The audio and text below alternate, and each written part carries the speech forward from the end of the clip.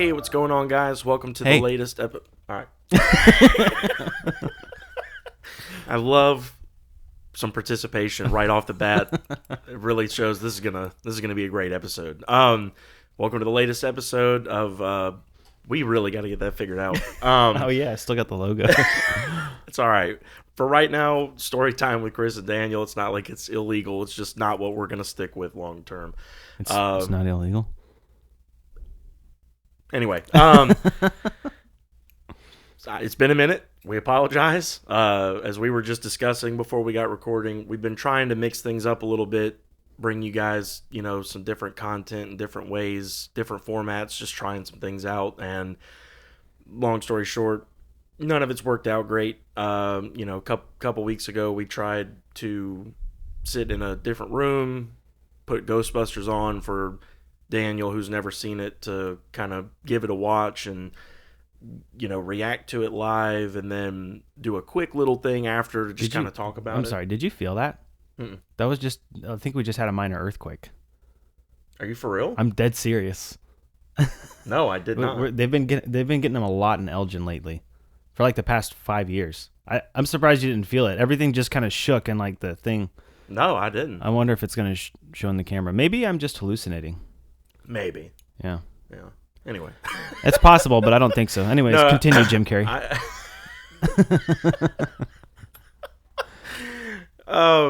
But yeah, we couldn't get the movie onto it was a whole thing. And then what we're actually discussing today is a review, kind of an in-depth discussion on the new Captain America Brave New World film. We went and saw it. When was that? Last week? Yeah. Last Saturday. Week. Okay.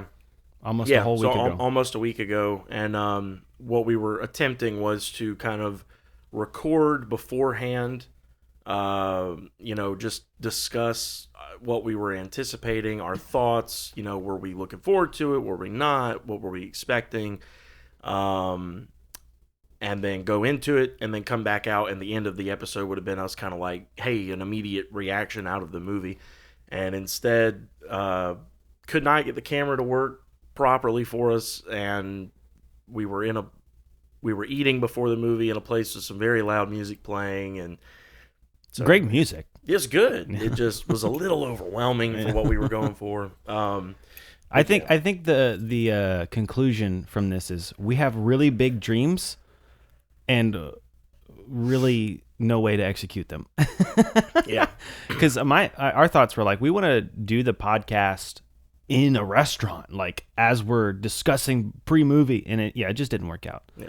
I think it could have been better had we maybe scoped it out or had more time to, maybe one day we'll figure it out. Maybe. But for right now, I think we've agreed this works. So yeah, while we're getting rolling and still getting comfortable, this will probably just be the format for now. So hopefully you guys are enjoying it. We appreciate you tuning in, checking it out. And yeah, so I guess with that, let's kind of just start jumping into some discussions. How you been, man? How's your week been since we met up for the movie? Good. No complaints. No sleep as usual. And I'm loving it, Jim Carrey. Yeah, you're out of it. What do you mean? Are you being serious about no sleep? I'm joking a little bit. Oh. My wife is having the worst of it. She doesn't. Oh. Yeah, because we have a daughter, and she's still. Oh, okay, okay. She's still waking up at night. I got you. It doesn't, like, I still wake up because we have the baby monitor in there, and then some, if she resettles, or she'll come back in. So I wake up from those.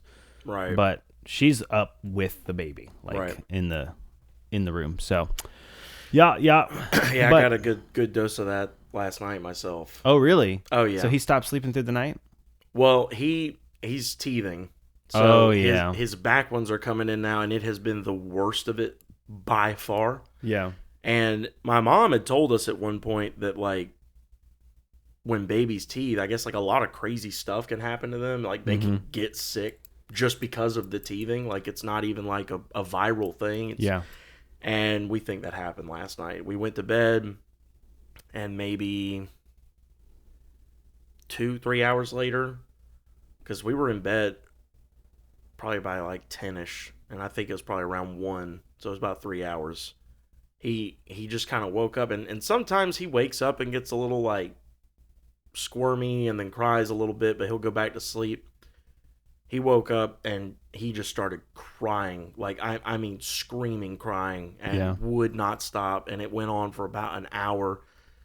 And yeah, so I had to go. I got up at like 2 a.m. and had to go to CVS for some stuff, and Man, that's rough.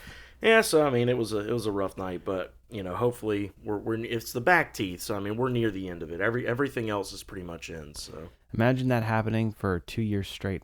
Yeah, I can't really. I can complain, just not to you. Yeah, no, you can't complain. I can. I'm just joking. It won't amount to much. Y'all are having struggles with him napping though, right? Yeah, he's not a napper. Yeah, he does not nap. So we at least have that. She naps pretty easy. A lot of times for like 3 hours in the middle of the day. Probably because she's not sleeping at night. Yeah, she's so exhausted from all that effort. Yeah.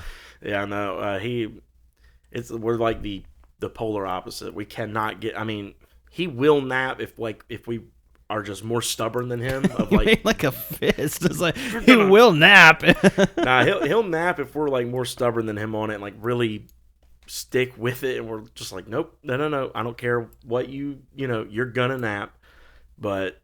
If it's just a day where it's like, we'd prefer you to nap, but like, yeah, he's not gonna. Yeah. But then, yeah, he'll sleep through the night pretty good. So I can't complain too much on that. But yeah. So this is what we're talking about today. Yeah. Talking about babies and teething and sleep, napping. No. So we've had about a week now, like we said, to sit on the movie. We have, I think... It's much less comfortable than a chair, though. It is. I mean, I don't know why people started doing this. I don't either. I think it's bigger in the podcast space than anywhere else. And it's just unfortunate that we decided to, charge in at this time in that stratosphere. But, it is what it is. So now that we have been doing it, what do you think? Of the movie? Of sitting on it. Oh, it's much less comfortable than a chair. All right. No, but I think we've both checked out like some other reviews and things, and probably had a little more time to sit with our own, opinions and takeaways. So, what were your thoughts? Well, I guess let's go back to that night real quick before we start talking about like where we're at now. I mean, do you remember any immediate reaction that night as we were walking out? And I thought it was good. Like I've been shocked at how many people don't like the movie, at least on YouTube, because I keep checking Rotten Tomatoes and it's 80% audience score. Yeah. So I'm trying to figure out, is it just the like niche of people who review movies on YouTube that hate it? The critics didn't like it. On like usually like the YouTube critics disagree with the critics on like Rotten Tomatoes, right? But it's not that way this time. So I was really kind of shocked that so many people seem to really hate it, and this is coming from someone who's like a pretty big critic of Disney in general. Like I'm usually not a fan of the stuff Disney does, but I think people like from the reviews that I've heard, I think they have legitimate concerns, but I think they're elevating them to saying the movie is complete garbage and just a disaster. I'm like, well, I have some gripes with it, but it wasn't a bad movie, Right. I think that's kind of where I was at too. I mean, coming out of it, I was more like, it was almost like a little bit of a relief, because I was like, okay, that was better than I thought it'd be. Yeah. Because of all the things I had heard before going into it, I tried not to overly indulge in like the early critic reviews and stuff, but I did want to see what the temperature was on it. I kind of wanted to feel that out a little bit, and like you said, it was pretty overwhelmingly negative, other than the crowd score on Rotten Tomatoes was vastly different. But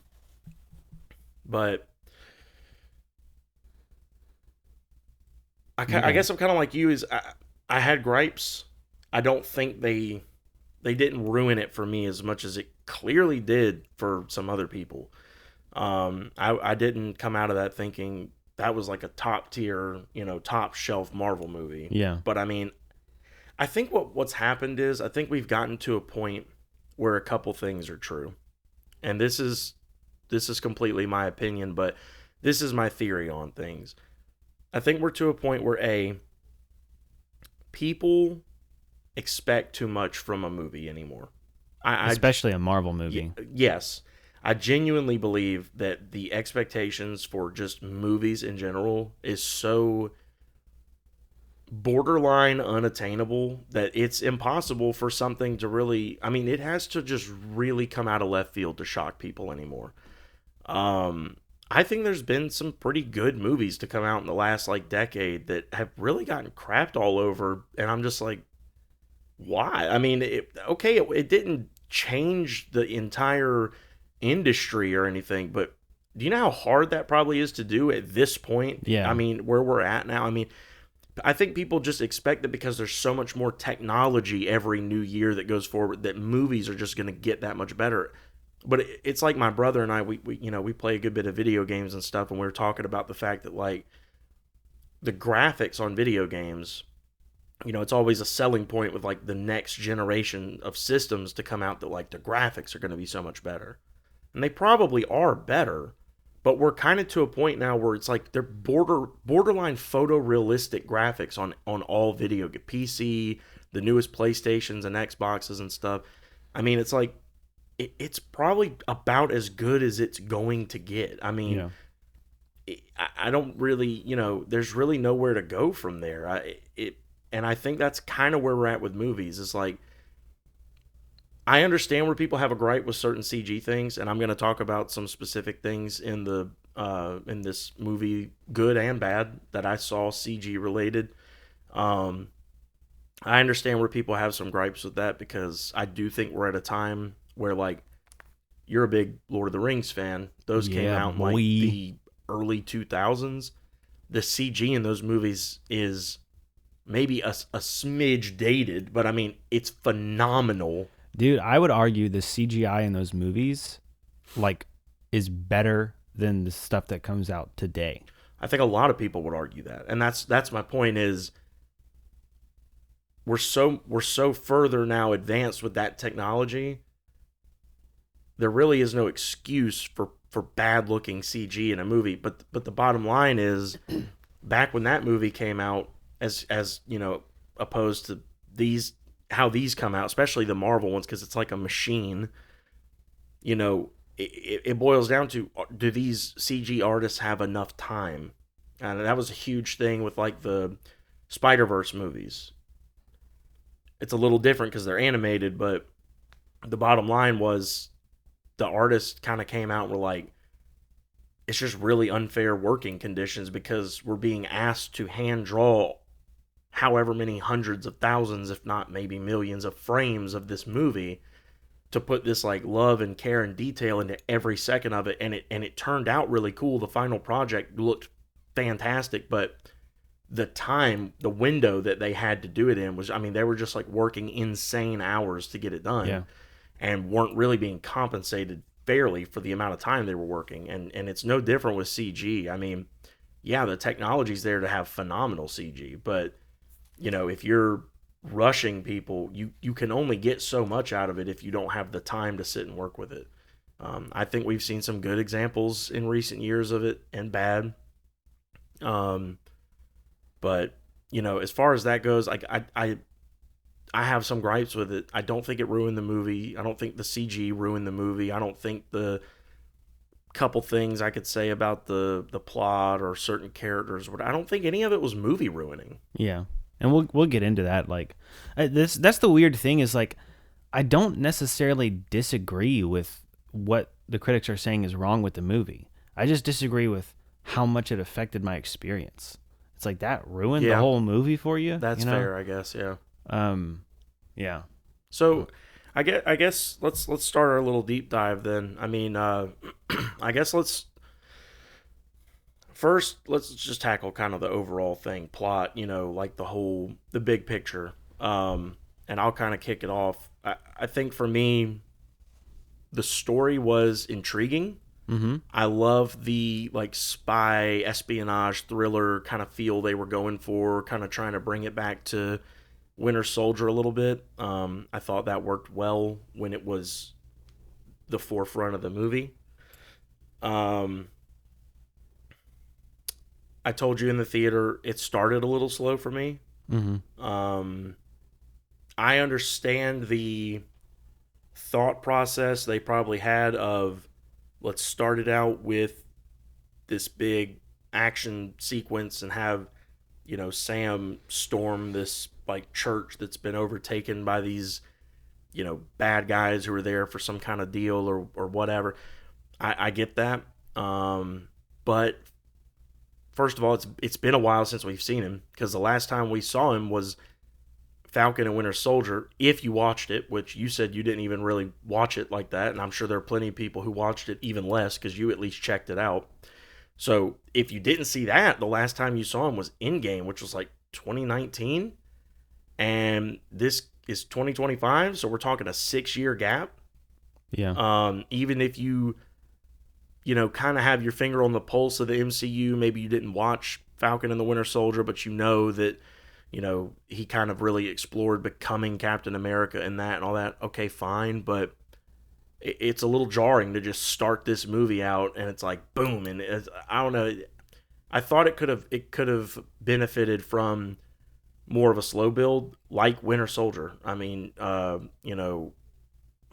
I guess that's not fair because Winter Soldier also started with I was thinking about the whole thing where they're like jogging around the. Oh no, I'm right. That is how it starts. You're thinking of Civil War, I think. Wait, no. No, yeah. Well, Civil War starts with them like trailing Crossbones or whatever, and that Wanda blows up that building. Yeah. Yes, but for a second I was thinking Winter Soldier started out with them on that pirate ship, but actually it does. It starts with them running at like 6 a.m. and Cap keeps going like, on your left. And then Black Widow comes and picks him up, and then they go to the mission. So, okay, I was right. So, yeah, Winter Soldier starts out with this kind of like, it just kind of slowly brings you into it, and then they just ramp the action up from there every 30 minutes or so. So, I think it could have benefited from something like that personally. But other than that, other than me kind of struggling to get into it at the beginning, that scene, which, by the way, I mean, I feel like this goes without saying, but definitely spoilers for this movie. We're going to be talking pretty in depth about it. The scene where they go to the White House and the shooting happens with Isaiah or whatever. From there on, it really picked up for me. Yeah, same here. And I really enjoyed it from there on. I didn't expect that at all. Yeah, me either. That really came I was like, whoa, and because I thought Isaiah Bradley actually was doing it for a second. Oh, okay. Yeah. So I was like, oh my gosh. Like I do kind of wish they would have done that. I mean, I don't know how that interferes with the comics because I don't read the comics. So probably people would have hated it. But just from like a person who loves movies, right? I was like hoping that's what it was. I was like, oh, he's a bad guy. Like that would be really cool. Yeah. Or the president's a bad guy and he was anyway.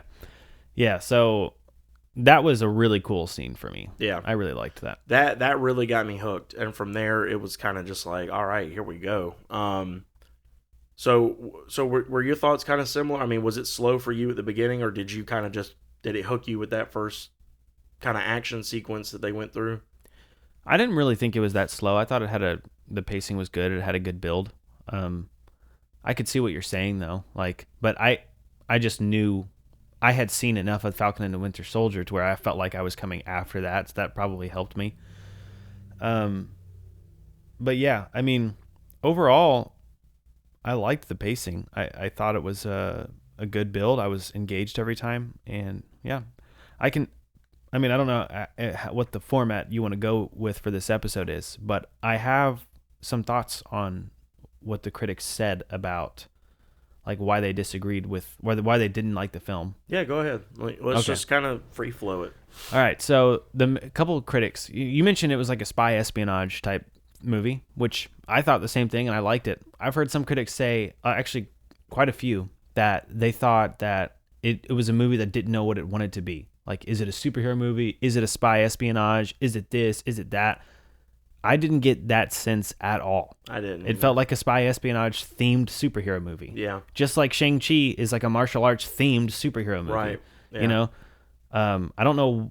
Like I didn't hear any reasons for why they thought that. Yeah. So Another thing that I heard, these are just things that like I said before, a lot of the things the critics said, I do agree with. They just didn't ruin the movie. But these are the things that I disagreed with. Right. Another thing is they said that the villain was just not dynamic enough. We got just another one who wanted revenge, super cheesy motivation. And I was like, all right, this is another thing where people expect too much, I think, because it's like for the entire history of storytelling, villains have had the same kinds of motivations. Yeah. Revenge, world domination. Yeah. And all of a sudden, within the past, 15 to 20 years, everyone's like, we have to have really complex villains who you actually think could be good. And I hate that. Yeah, I do too. I don't Thanos was a good villain because he was really interesting and he thought what he was doing was good. Yeah. But that's just one kind of villain.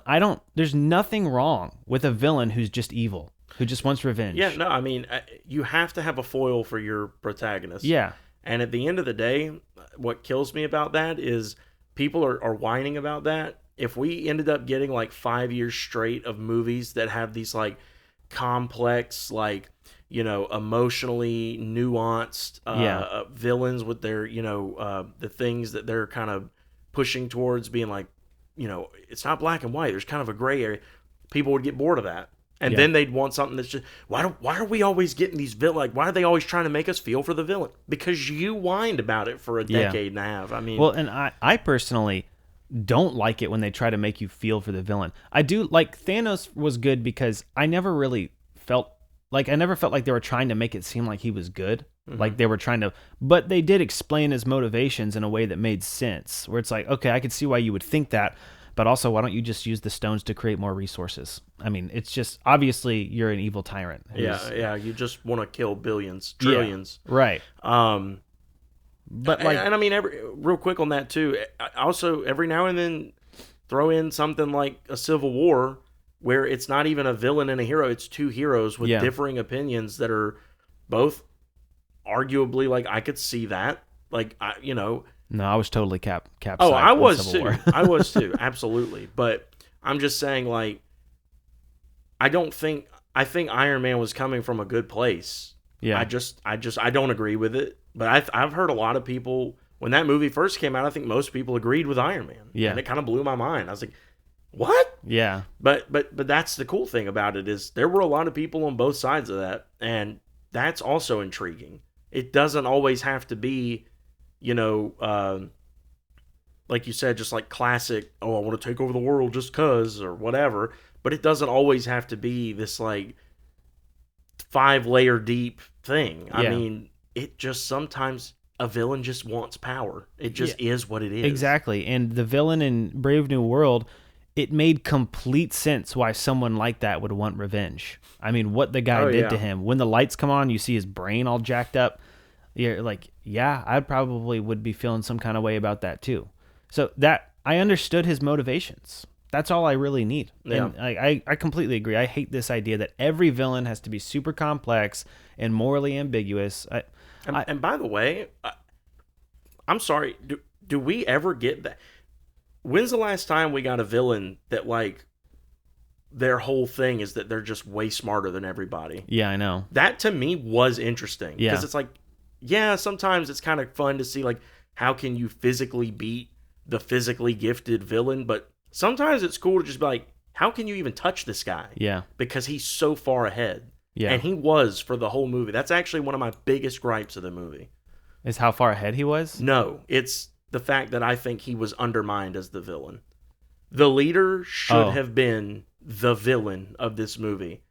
Oh, I see. Okay. And I think they did him injustice by throwing Sidewinder in there, who barely did anything. Giancarlo Esposito's character, who was at the beginning, then he meets up with him. He's the one who puts the hatchet in his gut or whatever when they're fighting in the street. He's cool, but either give him his whole own thing or just don't waste him in this. I mean, okay, you kind of tied it back into the leader because the leader kind of used him as a pawn. I could have even been okay with that, but then you also throw in Red Hulk. Yeah. And it's come on. And again, I get it. The leader that was his whole plan or whatever. That's fine. That's great. But it's just too much. Like, pick one. Pick a lane and just let that be the thing. My guess is they're probably trying to set it up for these other villains to, like, the leader's going to come back. He's going to come back. You're probably right. I hope. I was glad they didn't kill him. Yeah. Like they've done so many times in the past with these other villains, but yeah. Yeah, and that's a part that I would agree with. Like, a lot of critics had that problem. I was like, yeah, I'd agree with it. It just doesn't ruin the movie for me. Yeah. Like I said, it's a gripe, but I enjoyed it still. I still enjoyed seeing him in it. It was cool to see him in it, and the stuff he did. Like, the mind control thing was a cool take. Mm-hmm. You just don't see a lot of stuff like that in the MCU, weirdly. Yeah. I mean, it's a comic book universe. Mind control is a pretty comic booky concept, but you just don't see a whole lot of it. The last time I remember seeing anything like it was Avengers 2, when Wanda was doing the, mind control on them to make them fight or whatever. Yeah, that's right. But I don't know. I enjoyed it. I enjoyed him as a villain. I think people, I agree with you, really over romanticizing this whole villain with understandable motive. Like, yeah, sometimes that's nice. I don't need it all the time. Yeah. I love a good villain that's just bad because he's bad too. Yeah. There's nothing wrong with that type of villain. Absolutely not. That's been the villain forever. I mean, are we going to sit here and act like the Joker has good motivation aside from the movie The Joker? Yeah, I was about to say. I don't count that. That I'm talking about in the Dark Knight trilogy. Are we going to sit here and act like that Joker, which most people still hold as like the most iconic representation of that character, and I would agree, it's fantastic. He was insane. Yeah. He didn't have good, I mean, okay, he was portrayed more as like an anarchist, so it was a little more grounded than like just him straight up being a lunatic like in the comics or whatever. But like he literally talks about in the movie how he has no motive, nothing to buy him. The scene where he gets all that money from the mob, it's like, oh, that's what he wanted. And he burns it. Yeah. I mean, the famous line from that movie that Alfred says is, some men just want to watch the world burn. He's crazy. Yeah. But that he's held as like the best portrayal of that villain. Sometimes it could just be that. Yeah. I mean, Or what about Ozai from Avatar: The Last Airbender? Yeah. He just wants to rule the world. Yeah. There's no reason.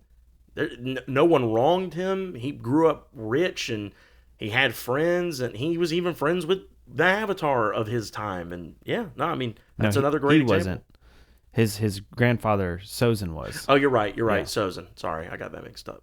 But I mean, yeah, and Sozin, he just got power hungry. He was just like, you know what? I think we should expand the empire. Right. And there's no complex like motives there, but that's actually realistic. People get like that when they get in powerful positions. Greed is a human thing. Right. Yeah, if anything, you are humanizing your villain sometimes by just letting them be human and be like, there's no reason for this, I just want it. Yep.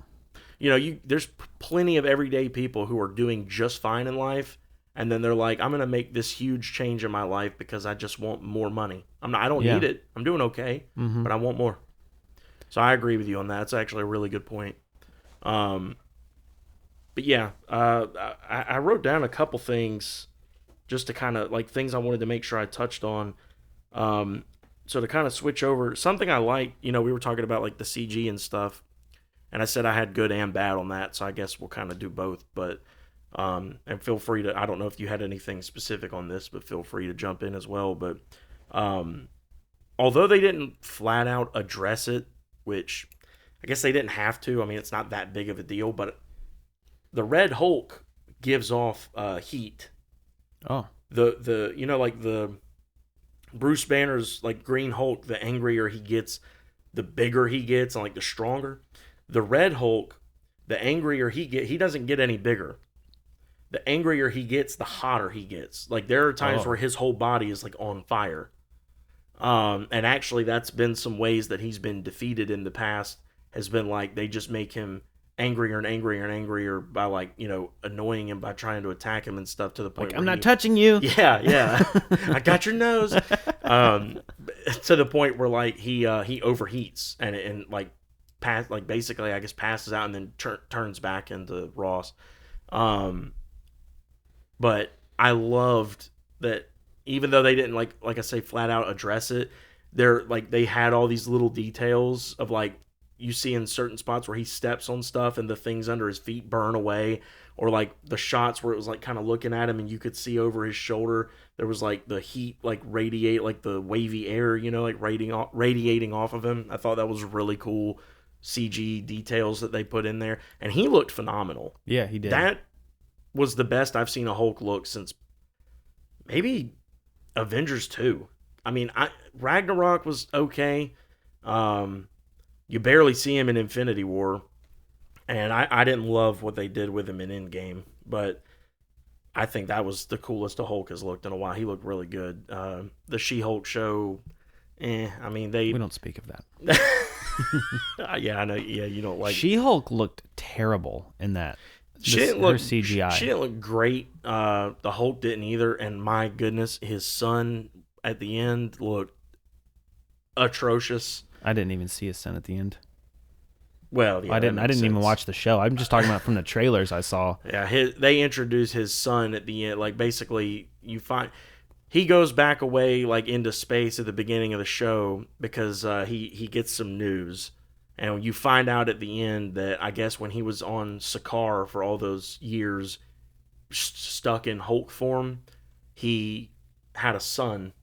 Oh, and I forget what his name is, but at the end of She-Hulk, the last episode, he comes back and he's got his son with him, and he's like a probably teenage-ish esque like Hulk.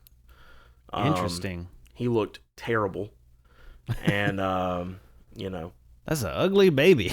yeah, that's an ugly baby. No, he looked awful, but anyway, yeah, none of them looked great in that show. Aside from Daredevil with his yellow and red costume, that was pretty sick. But other than that, but yeah, I thought they did Red Hulk pretty good. One thing I will say, I did not love with the CG is like I'm so sick of Marvel. I don't know what their gripe is about shooting on location. I don't know. Yeah. I have no idea. I understand there have been things in the past where there have been leaks. I get it. It's impossible to avoid it, especially if you're shooting just out in the public. Like, people are going to see stuff. I understand. But is it worth your movies getting absolutely panned because they look bad? If you're not going to shoot on location, you have to take the time. You have to take the time to at least make the shot look real. In Civil War, it blew my mind when I found out that they were not really on a tarmac for that fight. I thought they were legitimately outside for that fight. And then come to find out, you see the behind the scenes, and they're just a bunch of green screen and like boxes and stuff for different levels of things. Like, none of it was real. But it looked real. So I had no gripe with that. Captain America Brave New World, that scene at the end or near the end, when Sam is talking to the leader outside of the hospital. Yeah. The background and then the way he's like the way they have his like edges of his body it looked awful. Yeah. I mean, it looked so fake. It pulled me out of the movie. It looked so bad. I was like, oh my gosh, are they not really there? It's just a hospital. I mean, do you know how many hospitals they could just go film at for like 15, 20 minutes to get that one scene? I mean, I was just like, what? Yeah. It looked awful. That really bugs me. Like, there's not much I'm going to complain about CG because it's in every movie. So, all these people who make that their like make or break thing, I'm like, whatever. Like, I do appreciate people who try and still do some practical stuff. I think that's a lost art these days, and I think it can really benefit what you're doing. But, I'm not going to hold it against people who use it because everyone does. But gosh, it's got to look good. Yeah. I mean, it's got to look at least decent, man. They look terrible. Did you notice that? Not to the extent that you did, but I did notice that it looked weird. I Yeah. couldn't I thought it was like an effect they were doing or something, and I was like, I don't get what they're going for here, but it looks strange. I didn't either. Like, it almost looked like dreamy. Almost. Yeah, like it was like the did. background was really blurry but bright, and then him standing there was so hard in focus that like his edges were like really like emphasized or something. I don't know. I did not like that. Oh no. They know it's fake now. They know this is just a podcast. The walls just like fall down around, and People who are just listening are like, "What? What happened?" we're still in the theater. We're frauds. You just hear someone, "Guys, I told you to get out of here. Get out of my theater and take your walls with you." Oh man. But yeah, I mean that really bothered me. I was like, oh my gosh, that looks so ugly. I have a theory that CGI artists are burned out because everything in this is, I know I could be totally off about this, but it's just because everything is CGI now. It's almost like they're like, if we can do it CGI, we will. And It was like the opposite in Lord of the Rings era type film, because CGI wasn't as developed. So they were like, all right, what can we do on the front end to make this look as real as possible? And then we'll put on the finishing touches in CGI, right? You know, which obviously like Smeagol, for instance, he was completely CGI. He had to be, but he looked great. Yeah. But like in Lord of the Rings, like the cities are all miniatures. Like they actually built the Shire. They built the whole thing, and they built 2 sizes for every home that they had to film in. One to film Gandalf in, and one to film the hobbits in, so it looked smaller. Right. And everything was exactly like the little forks on the table. Every decoration was made one size and one exactly scaled down to another size. I mean, see, that's phenomenal. I know. Or like stuff like you think about. I'm sure if you haven't, I'll be shocked. Have you ever seen Who Framed Roger Rabbit? No. Really? Yeah. Well, that's it's an older movie. I would assume maybe like 80s, maybe 90s, but I think like 80s. Is that another comedy honorable mention that you forgot? I don't know. It's a great movie. I don't know if I'd put it as like a comedy honorable mention, but it is really good. But it's kind of like Space Jam, but I think it was before Space Jam. I think it might have been one of the first movies to like do this on a big scale, where they took animated characters and mixed them with live action actors. And you watch like the behind the scenes of how that director approached that movie and the things they did to like give it the feel that these animated characters were really there affecting the set. Mm-hmm. Dude, it's crazy. It's so cool. The stuff the links they went to give it like a real tangible effect. Yeah. And I don't know, man, like stuff like I said, and you kind of said, it's just a lost art. I just really think there needs to be some movement of directors going back to that. Yeah. Well, and the reason I think it means that CGI artists are burned out is because before you had all different kinds of teams. You had the teams who were building the sets and trying to make it look as real as possible on the front end, and then the CGI artists who were just tightening that up and making it, putting the finishing touches on it. Right.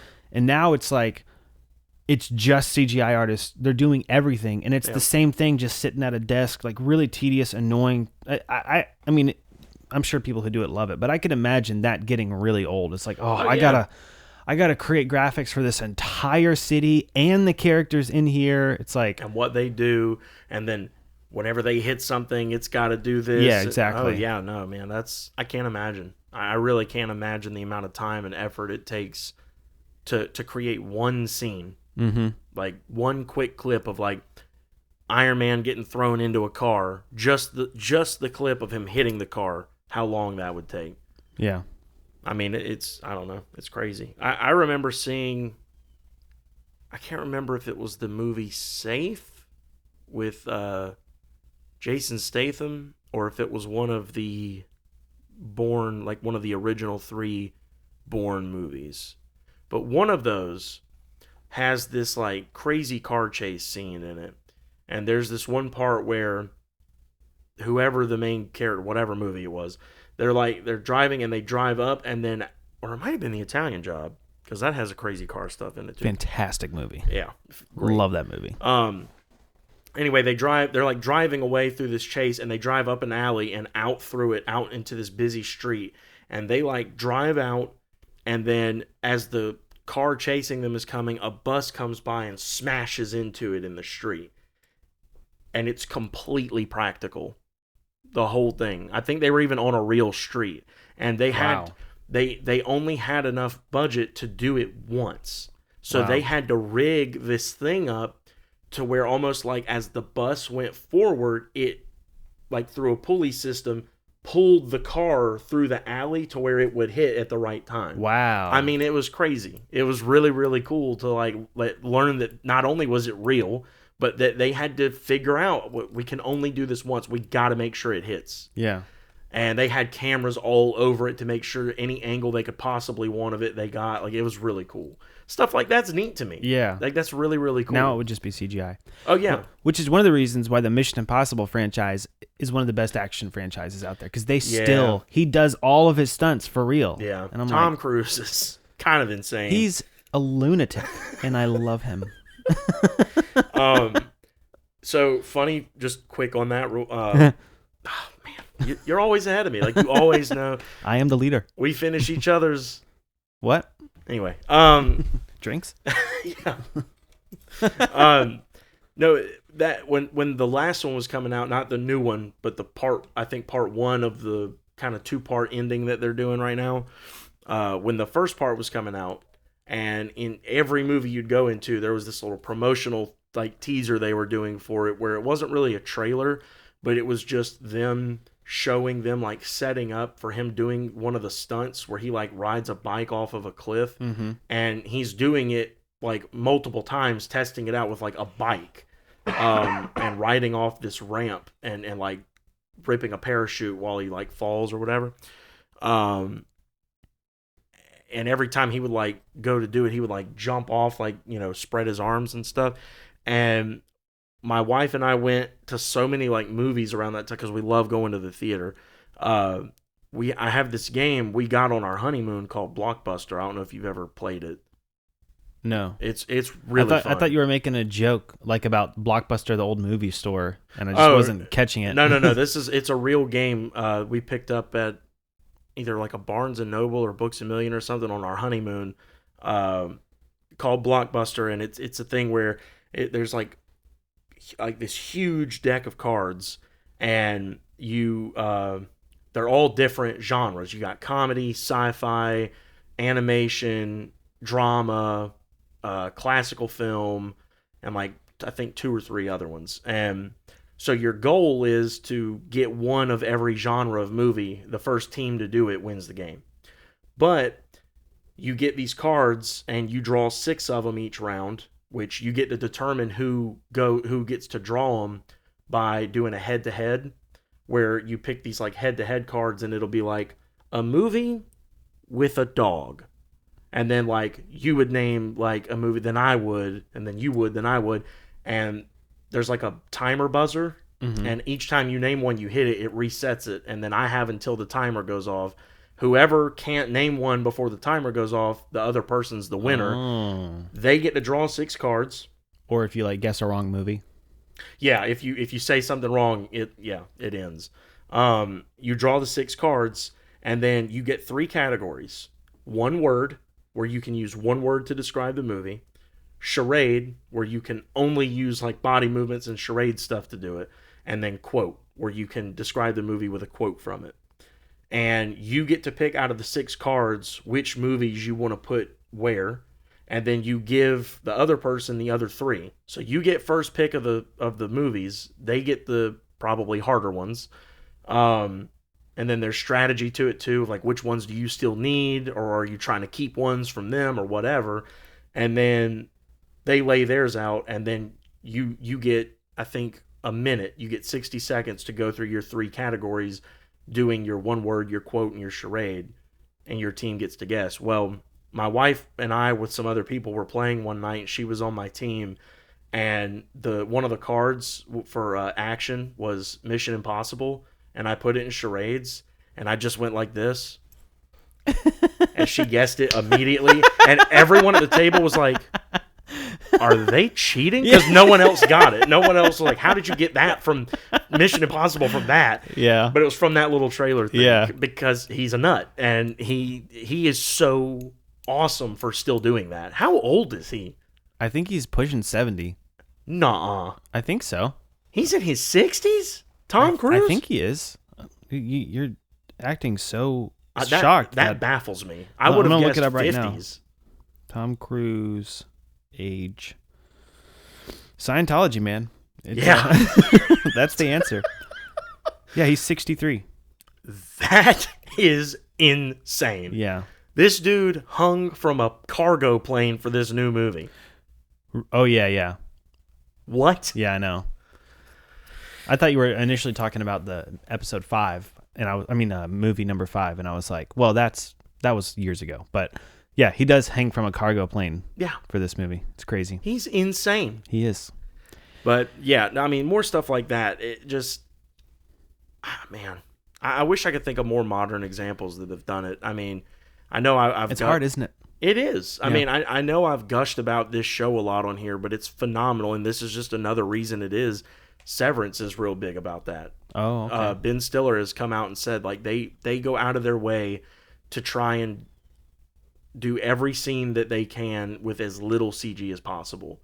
Not only just for the ease of just it all being in camera, because there is some more easiness to that. I mean, it's harder to get the film and then like piece it together, but like it's easier in post because you just have everything.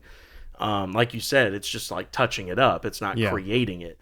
Post was always supposed to be that. It was supposed to be to make up for what you can't do in person. Right. Now it's become a replacement. It's become a whole art. Like, not that it wasn't an art before, but it's been like a creating it kind of art. Yeah. Like you're starting from scratch and here, just build this whole scene, like you said. This is a little bit off topic, but this is honestly one of the gripes I have with the way music has progressed in the last 10 to 15 years, because it's become more about the producer than the actual musician. Like, that's fair. I actually am, like, I'm very anti pitch correction and auto-tune. And if you say that in the industry, everyone laughs at you. Like, you're like pegged as like an amateur because they go, oh no, another person who doesn't understand how pitch correction works.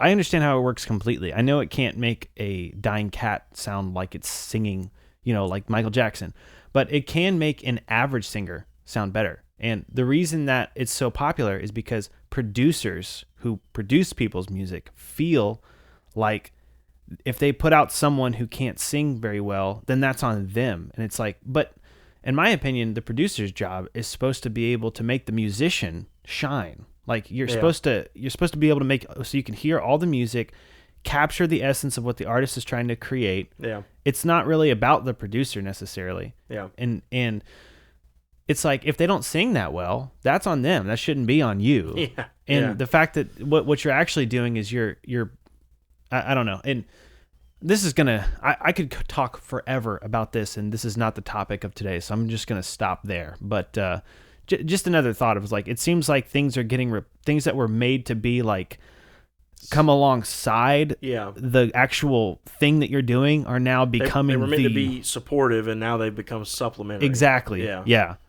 That was really great word choices there, Chris. I appreciate that. Like I said, we finish each other's clothes. All right. We'll get there. That sounds weird. I don't even know what that means. It's just the first word that popped Daniel, bring me those shirts. I got to finish them. All right. We have a side hustle where we sew things. Yeah. Anyway, were you finished with your last thought? I don't want to. Yeah, I'm ready. We can move on to whatever. I definitely wanted to touch on the CG in the movie, the good and the bad. There was some of both, but yeah, I'm pretty much wrapped up on that. If you got something. It's also kind of interesting that the Red Hulk looked so good, but that one scene looked so bad. Like that's kind of Maybe they were like they forgot about that scene. And they're like, oh crap, we got to do that scene. The movie's coming out tomorrow. Throw it in. Maybe. I mean, I just don't know anymore. I really don't, because it happens so much anymore. Well.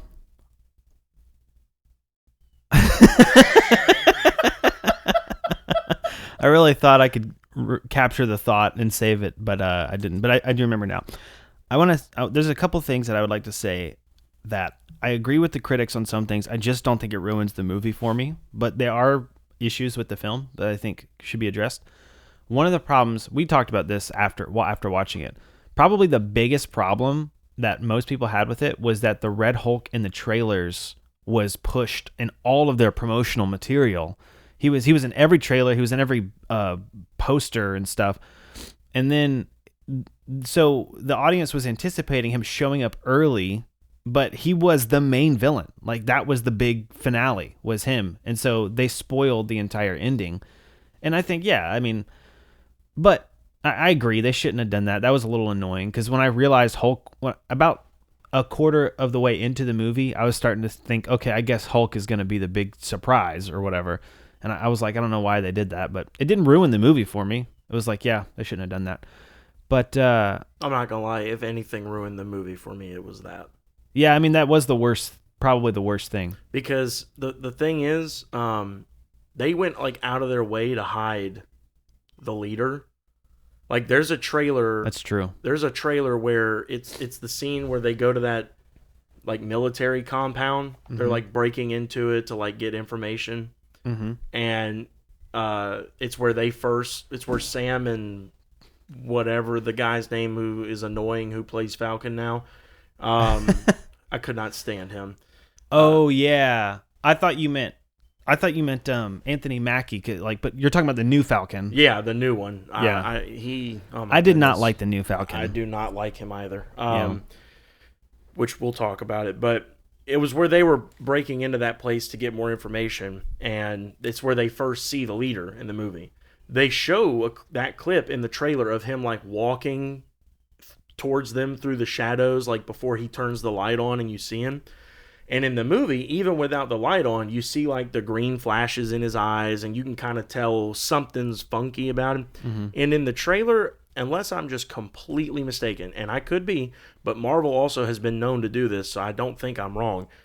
They edited it to where it just looks like a dude walking towards them in the shadows, like it just a normal shaped head, no green in his eyes, nothing. So it's like they went out of their way to hide him, but he's there throughout like a good chunk of the movie, and they went out of their way to promote Red Hulk, and he's only there for like 15 minutes maybe. And to me, that was completely backwards. I think you should have really went hard on promoting the leader. First of all, it would have kind of sparked up interest as far as like, oh man, they're bringing something back from Incredible Hulk. Like, that's crazy. That's awesome. And like really let all the promotional like material like really creep people out with him, because he had a real creepy aura about him and his voice. He did such a good job with that character. And just like have all these little clips of like him sitting in the shadows watching, and just, you don't even got to show him fully. Just show like the green flashes in his eyes and the big head and all that.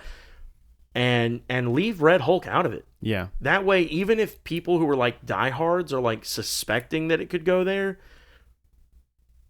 by the end of the movie when it happens, it's more like a reward than like finally. Yeah. And I told you that night we left the theater, is that one of my theories is that I think personally a lot of the critics hated this movie so much because they were ahead of it the whole time. Yeah. As an audience member, Red Hulk is going to show up. It's just a matter of when. And so when it feels like this movie is kind of building and building and building and building towards something, and then all of a sudden all it is a reveal that you know about, that's kind of a letdown. Yeah. I mean, going back to me talking about the leader being sort of undermined, I just think his role should have been bigger in the film. Maybe take Sidewinder out completely. And it does make sense for him to kind of be controlling Red Hulk, because that's kind of the leader's whole thing, is that he's like, as strong as the Hulk is, that's how smart he is. So like it does make sense that he would be able to control a Hulk. Yeah.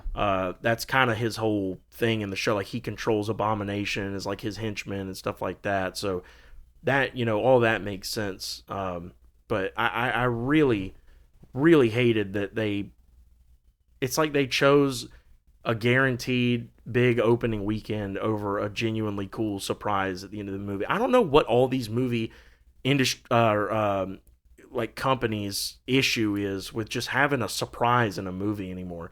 Every single time there is one, that movie blows up because everyone on the internet's like, "Oh my gosh, this big twist thing! You got to go see it." Yeah. But it's like they never learned that, like, that maybe your first weekend won't be the best, but like overall over the 4 or 5 weeks that it's going to play, it's going to make you a ton of money because then people want to go be part of that. Yeah.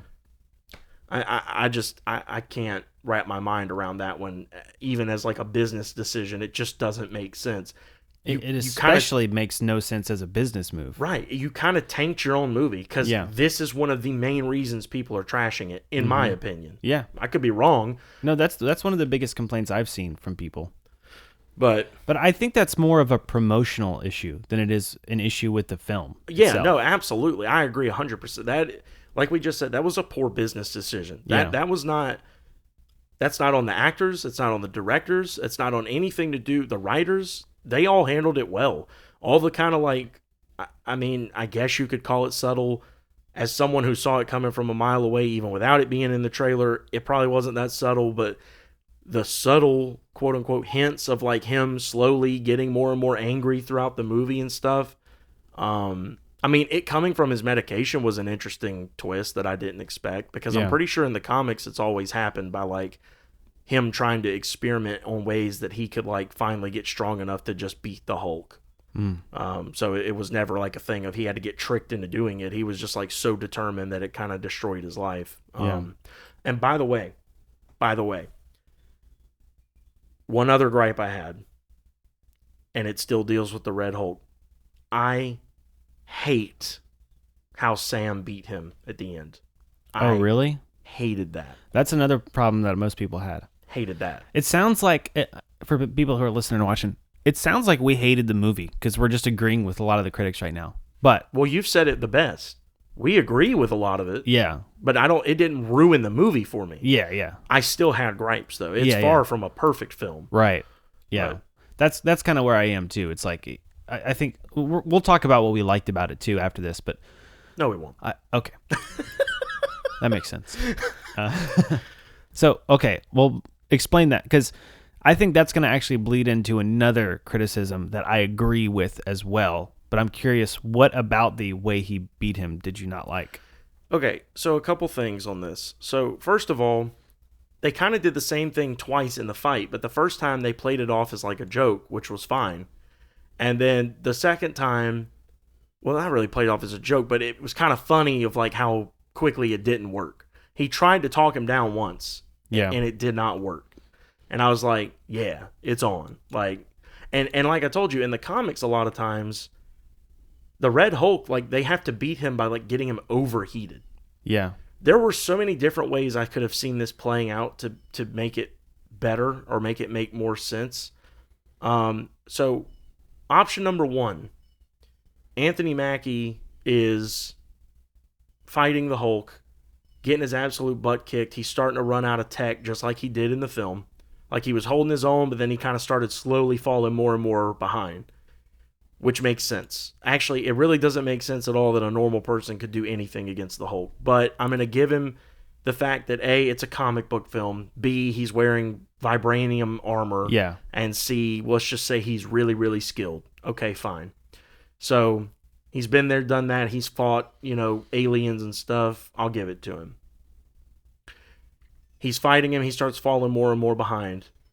And just like when it looks like he's about to die or like catch the final blow, a shockwave comes through and sends the Hulk like toppling back like yards, like 100 yards.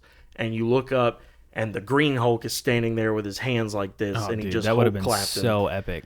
That not only would have, you could have done the overheating thing because then the Hulks could have fought while Anthony and whoever else, Sam, Cap, whatever, figured out how to like assist and just like overwhelm him to the point where he overheats and passes out. And then on top of that, it wouldn't have mattered that you showed Red Hulk in the film because then you can say, well, the surprise was that the Hulk shows up to help. Yeah. Because no one would have known that was coming. So that's option one. Option two, Can I just say really quick? Go ahead. If they would have done that, they could have made up for Endgame too, because in Endgame, Hulk never I wanted to see Professor Hulk fight Thanos and get a rematch and like have the brains and the muscle put together. Yeah. They could have given that to us in this film if they would have done that, because then he could have fought Red Hulk but been smart and just as strong. That would have been cool. So what was your next thing? Option 2, if you still wanted to go the route of, well, we're not going to do the overheating thing, we're going to maybe keep that in the tank or whatever. Okay, fine. You want to calm him down. You've already gone out of your way to show Betty Ross from The Incredible Hulk and let us hear her voice.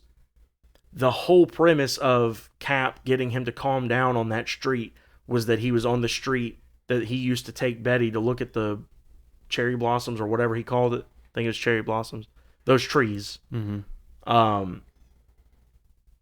Just do what Hulk shows and comics and movies and everything else have done for years and have Betty come up and calm him down. That's what I was expecting was going to happen. That would have made so much more sense. Mm-hmm. It would have been so much less corny than having Cap do it.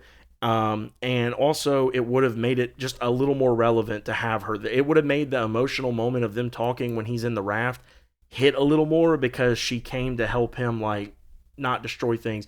And it's kind of poetic because this relationship that they've had all these years that has been so rocky because she loves Bruce and her dad refuses to see anything other than the monster, but she sees beyond the monster to someone she loves. So to have her show up to her own dad and be like, I see past the monster and I see my dad, and calm him down, like it would have hit so many levels of like storytelling. Yeah. But instead, we get the little voice cameo with her on the phone, and then at the very end, she like pops up when he's already in the raft. That's the thing that I didn't understand, is if you're going to have her show up anyway, why wouldn't you have her show up then? Right. Like, I thought maybe they couldn't get the actress or something. Right. But it's like, no, she showed up at the end. Yeah. So why not just put her... Yeah, I agree with that. To me, both of those better options of how that fight could have ended rather than him for the second time try and talk him down. But this time it works because of the street they're on. Yeah. Well, they're on the same street. He brought him to the cherry blossoms and tried to talk him down. And then what he did was he exploded him with vibranium with like the... Well, yeah. And I guess that rattled him enough to where now he could talk him down. I think that's what they were going for. But I agree. I didn't like that because I thought that when he started talking him down again, I'm like, wait, so it's just going to work now? Like, yeah. You said you had 3 options, right? Or was it just those 2? There's different variations of some of them. There's, like, for example, there was a combo one that I thought of like, you have Hulk show up to fight him, and then you still have Betty show up and she calms them both down. There was one that I was thinking of like, I had told some people that I thought it would have been cool during Endgame if after the Avengers compound got attacked, if the Hulk that jumped out of the wreckage would have been Gray Hulk instead of the Smart Hulk. Because Gray Hulk was one that in like the cartoon, I remember him being like, he was kind of like a mobster. Like he was smart enough to talk still. Like still had some intelligence about him. But like he was not like Smart Hulk where he was all proper and stuff. He was a little more on the brutish side. Mm-hmm. So he had more strength and like a little more brute like aura about him than the Smart Hulk. But he wasn't a complete monster either. Like he still could conduct himself, and I thought that would have been cool if that version of him jumped out from the wreckage and then helped fight Thanos.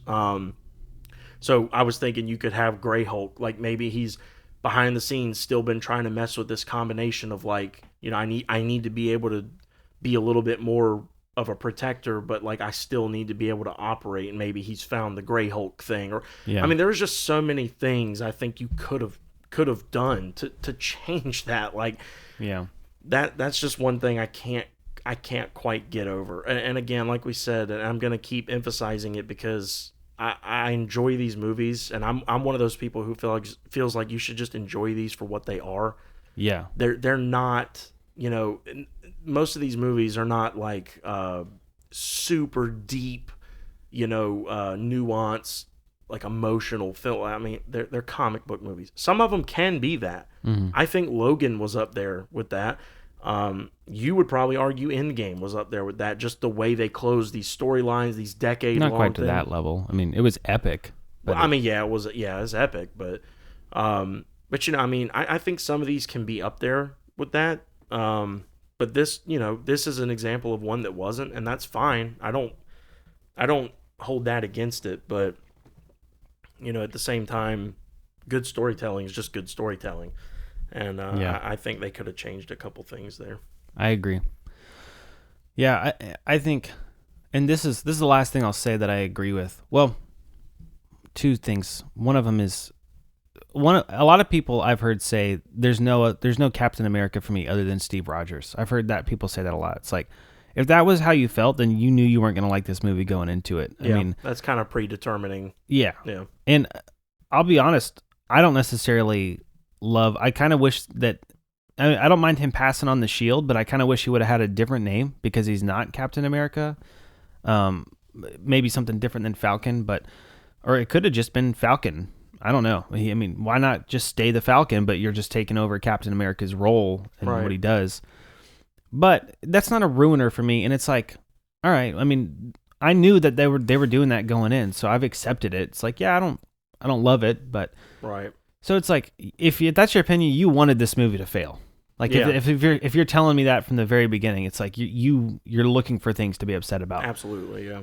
And I think that's a lot of the reason why a lot of people have such negative views is I think not most people, but a lot of there's a growing strain of, if that's the right word, of people who want the MCU to fail because they're just frustrated with it, and for like all kinds of cultural reasons, storyline reasons, like what we brought up.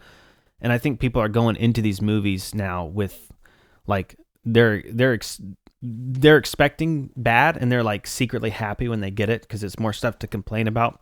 That's just my 2 cents. But no, I could see that. I'm sure there is a group like that. Yeah, but the other thing, one criticism I've heard that I agreed with, and I thought this while I was watching the movie too. Once again, didn't ruin the movie for me, but they alluded to so much Hulk stuff. Like the leader is a Hulk villain, Red Hulk is a Hulk villain, and the Hulk wasn't in it. It was like they took all of the Hulk, like Captain America didn't even fight a Captain America villain. 90% of the movie was dealing with Hulk things, but it was Falcon, the old Falcon, Anthony Mackie's character. Yeah. What's his name? His character's name? Not Captain. Sam Wilson. Sam Wilson, that's it. Yeah, it was Sam Wilson fighting them, and the way they could have solved that is if Hulk had shown up at the end to help him with Red Hulk. That would have been awesome. Yeah. So I completely agree. Like it's like, yeah, I kept thinking, all right, Hulk has got to show up at some point. I mean, they're alluding to Hulk 1, like the first Hulk movie. They showed clips of him fighting Abomination. Yeah. And I was like, that made me think that, oh, they're hinting that Hulk's going to show up. Like this is going to be, and they leaned so heavy on the Hulk storylines. So that was a promise that they didn't deliver on, I think. That's fair. I mean, you know, I've kind of learned with these, especially after like Endgame was probably the first example of me getting my hopes really, really high up for certain things, and it just didn't deliver. Yeah. And then from there, I've just had that happen so many times with like Doctor Strange Multiverse of Madness was another interesting one that did that. There was probably a couple others, but which is why Spider-Man No Way Home was such a big surprise for me. It was because there were all these like rumors for all these movies before it that just nothing even came close to being the real, like what they really did. Yeah. That by the time No Way Home was coming out, you know, after Endgame, and it was like, oh, they're bringing back the Spider-Man. I was like, no, they're not. Yeah. No, they're not. Just stop. Please stop. And when it actually ended up happening, it was like, holy crap, they're bringing back the Spider. That's amazing. Like, that's so cool. But, you know, for a movie like this, yeah, I would have loved to have seen the Hulk in it. I would have never expected to, because I've just tried to stop expecting things from these at a certain point. I've kind of just made the decision, and I think this is kind of where everyone needs to be at this point. We're more than a decade into this. We're close to 2 decades, 20 years. We're just a few years away from being 20 years into the MCU. And you said the other day is like, what, 36? You said some number. I don't remember. I don't even know if that's accurate or not. Yeah, I don't think it is. It's 30 plus movies. Yeah. And definitely probably closer to 40 something, 50 something if you include like the Disney Plus shows and things like that are all canon. It's so much content. The bottom line is, I think we're just at a point where I think Marvel knows that they're not putting out their best stuff right now. I think they are trying to get back on track. I think this movie was a step in the right direction.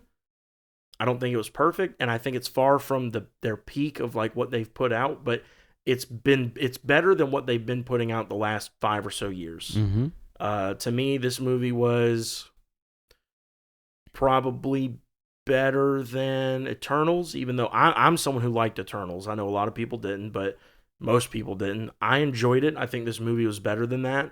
I think this movie's highs were stronger than Shang-Chi and Doctor Strange 2. I think this movie in general is better than Black Widow, which was a movie I also probably liked more than most people did, but I never could get over the changing of like Taskmaster's whole like identity and like his skill set and everything, and just could never get over that. But so I mean, all in all, this movie was a step in the right direction for me. They're trying to get back to this feel of like these are connected by like opening up the whole, okay, let's finally address the celestial in the ocean. Oh, and at the same time, it's made of adamantium, so we're getting closer to the mutants and the X-Men, which is cool. The whole premise of this movie starts out with the president wants Cap to start the new Avengers, so we're getting a new Avengers team coming, so we're probably going to be seeing a lot of pieces of that start falling together, which is going to be cool. I had written a couple other things that I think it touched on. The post-credit scene where the leader was very obviously talking to Cap to kind of warn him that like Secret Wars is coming, people. Like, I mean, yeah, it's just to a point where it's like, if you want to enjoy where we're going, like where we're headed, you're just going to have to be on the ride for what gets there. Because if you're not, then you're going to be so confused when Secret Wars comes out that you won't even enjoy that if it's a perfect movie. If it's the perfect movie, you won't really enjoy it because you won't know where it's all coming from. So, like, my thing is, I made the decision a while back that, like, look, I don't love all of these, and I do pick and choose what I watch. Most of the films I try and see. The shows I've gotten more picky with because, A, I've found they don't have quite as heavy an impact as I thought they would so far, and 2, I haven't loved even the ones I thought I would love. Echo was okay, but I never finished it. She-Hulk kind of was, I was expecting more. We don't speak of She-Hulk. Well, sorry, that's the second time I've broken your rule. It kind of let me down by the end. Moon Knight, dude, I was so hyped when I found out we were getting a Moon Knight show, and I ended up I don't think I even ever watched the finale of it. Like, I was just like, oh my gosh, it was okay, but it wasn't great. Loki was great. The first season of Loki was phenomenal. Second season, I've actually heard really good things about also, but I never did watch it. All these things, and it kind of all started with WandaVision, what is another example of one that I had all these crazy high hopes for what they were going to do with it, and then they did none of it. Yeah. And I was like, okay, well, that was a huge letdown. Wasn't even that I think the show was actually really good, but it let me down because they didn't do all these things I kind of had these expectations for. I didn't like how heavily they leaned on the witch stuff in that show. I mean, yeah, I did kind of expect, but I knew a little bit more about Agatha than you probably did going into it. Yeah. I actually never knew the Scarlet Witch was that genuinely witch based. Yeah, that was my thing. Is I thought she was more just a mutant, and that was just her name. Exactly. But through that show and like doing my digging on YouTube and stuff and learning about like Agatha and stuff, yeah, she's a pretty like legitimately witch based character. I didn't love that either, but I more liked the whole like we're going through the decades of sitcoms and like the creepy aspect of like that was it's cool. Glitch, like her reality's glitching. That was my favorite part of that show. I agree. And like what these things meant, and she kept seeing these things from the outside creep in, but they would manifest in different ways in the little bubble. Like stuff like that it was really cool. And I was really hooked on trying to solve the mystery of that show. And then it didn't really stick the landing for me. Although I did like the Vision versus Vision fight at the end. That was pretty cool. Yeah. But all that to say, they've had some missteps. I don't think anyone's arguing that. I think most people, if they're arguing anything, would be trying to argue the opposite. They've had some missteps. I think they're trying to correct it. I think Feige's trying to get the ship back, on the right path here. And this is a step. It's not there yet, but it's a step. I think Fantastic Four is going to be even better. Like that movie looks genuinely really promising. And I think there's going to be probably 2 post-credit scenes attached with that. And I think they're both probably going to be extremely impactful. If I had to guess, as of right now, we're in February, so we've got, when does that come out? Let's say July. So we've got 5 months. 5 months. We've only got 1 trailer right now for that movie, so I have nothing to go off of. But if I had to guess right now, I think there's going to be 2 post-credit scenes. I think the first one is going to have something to do with we're going to catch up with Cap, either holding like tryouts or a meeting or something for the new Avengers. And I think we're going to see a lot of familiar faces. I think we're going to see Shang-Chi. I think we're going to see Spider-Man. I think Doctor Strange will be in there. Like, I think we're going to see a lot of new faces. Either that or it'll be kind of a variety of that where it's Miss Marvel and the new Hawkeye. I forget her name. Haley Steinfeld. Yeah, Kate. I think it's Kate something. Anyway, Kate Bishop. Miss Marvel and Kate Bishop holding some kind of thing for the Young Avengers, because at the end of the Marvels, it was very clear that she went to Kate Bishop to be like, I have a proposition for pulling the whole Nick Fury thing from Iron Man 1, and they're clearly about to start up the Young Avengers. So I think we're going to see one or both of those in some capacity of that. And then I think the other one, because it looks to me like that movie is going to center around Galactus being the villain, which is cool. That's fine. So I think the second post-credit scene is going to have to do with our first glimpse of Robert Downey Jr.'s Doctor Doom in the MCU, which both of those are going to be massively impactful post-credit scenes for like where things are going, because both of those have to do with Secret Wars. I know when we were leaving the theater, I told you we probably really need to do an episode at some point where I just like break down Secret Wars for you, like the comic book side of it, because it's on a scale you probably couldn't even believe. Like, if they can pull these 2 movies off, I will say the Russo brothers have to go down as like top 5 directors of all time, because if people thought Endgame and Infinity War were impressive, which they were, juggling like 60 plus characters in a movie is insane. This is going to be even bigger. Like, I mean, you go back to like any Marvel thing that's ever come out, there's and probably some we haven't even seen yet. Like, you're probably going to see versions of characters in live action for the first time in these movies, like fighting versions of themselves that we have seen. Like, it's oh man, it's going to be crazy. It's going to be really, really, really crazy. I'm looking forward to it.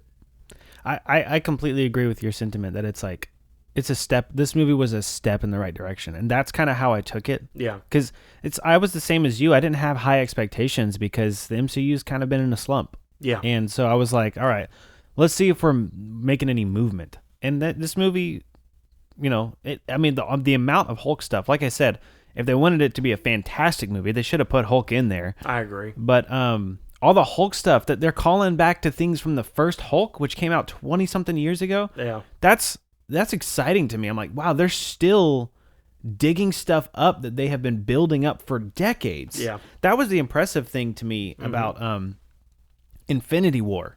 Like, yeah. I'm like, I didn't realize, because I'm not like you. I didn't know any of the comics. I had only watched a handful of the MCU movies before Infinity War. I'd watched the past 2 Avengers, but I hadn't seen them all. And I'm like seeing all this stuff. I don't think I'd even seen Black Panther. And I'm like seeing all this stuff come together, the stones, like the Tesseract from the first Avengers and stuff. And I'm like, whoa, you mean this all was building toward, and I was like, it was so cool. And the fact that, like I said, the fact that they alluded to so much Hulk stuff in Brave New World made me be like, this is promising. Like, I think they're really hinting. I think that's what the purpose of this movie was too, was to hint at we're about to do something pretty cool again. Yeah. So I agree. That's actually a really good way of putting it. I agree. I think the whole purpose of this from the get-go was to just say, we've heard you and we're working on it. Yeah. Because a lot of the bigger gripes have been recently that, like, none of these movies feel cohesive anymore. Like, none of them feel like they're in the same universe anymore. Mm-hmm. You don't really see a whole lot of crossover in a lot of these anymore, and it's just starting to get to a point where it feels like, what's the point in calling this the MCU? Like, yeah. And I think this movie did a good job at trying to correct some of that. Do you know what I'm kind of looking forward to is seeing Tom Holland's Spider-Man and Sam Wilson as the new, like, Iron Man, Captain America dynamic. Because in Far From Home, they kind of set it up as Peter Parker's taking over Tony Stark's, he's kind of stepping into his shoes. Mm-hmm. Like when he was making his suit in the ship and everything. Right. And that's still something that's kind of hanging in the air that they've never fully... But now Sam Wilson's going to try to bring the Avengers back.